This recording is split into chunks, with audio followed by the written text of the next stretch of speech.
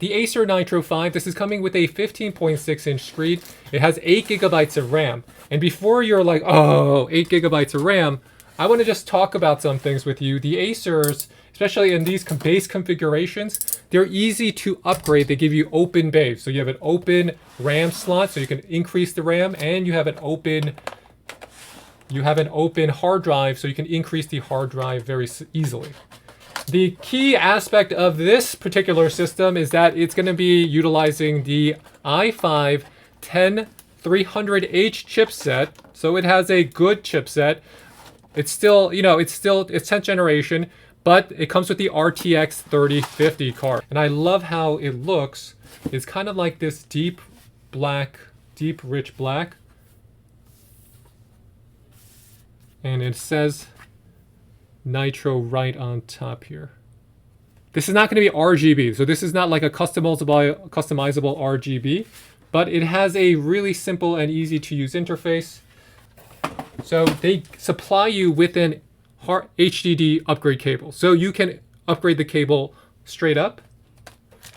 This is your charger. You even have they give you a carrying strap. And your charger is like a brick. And I love this.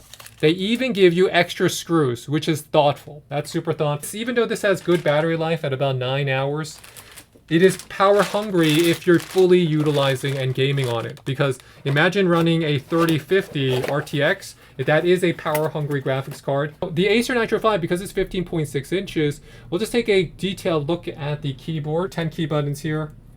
The tactile response, so the keyboard is it feels like almost semi-mechanical because of the height of the keys. So because of the height of the keys here, it feels almost kind of mechanical. It's taller than your normal keys. It's taller than your normal keys. In operation, because you have all these vents, the Acer Nitro 5, it just runs cooler, so you get better performance from that graphics card. And that's why I think you might want to check it out. You have the NVMe SSD, of course. You have your 2 PCI Express slots. There's a lot of things in here you can add, but it is really because it can operate cooler and it has very good battery life. And this keyboard, I have to say, is one of my favorite keyboards to use. The keys are super clicky.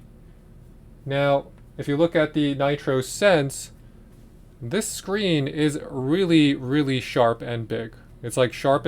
So let's talk about the specifics about the graphics card.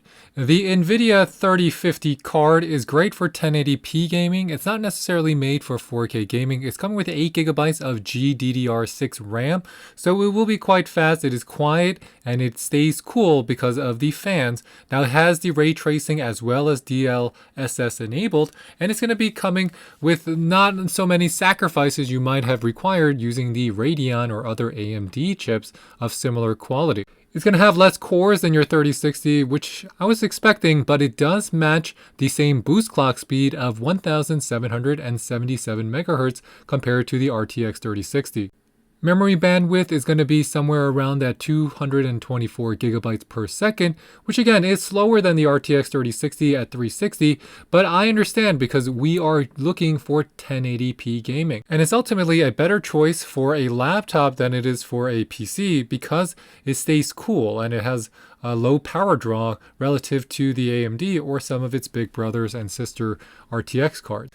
But no GPU will be complete without talking about the CPU. So inside it's coming with the 10th generation Intel Core i5-10300H processor. And you could see that processor and work from even playing this video on YouTube or on just running any type of test or gaming. What that means is that this CPU, the Intel Core i5, is going to be faster than the Ryzen 7 in terms of the benchmarks. It's going to be faster than the Intel Core i9 9000 series generation, and it's going to be almost as fast or close to being as fast as the AMD Ryzen 7 4800H, which is one of my favorite notebook CPUs that you can get right now.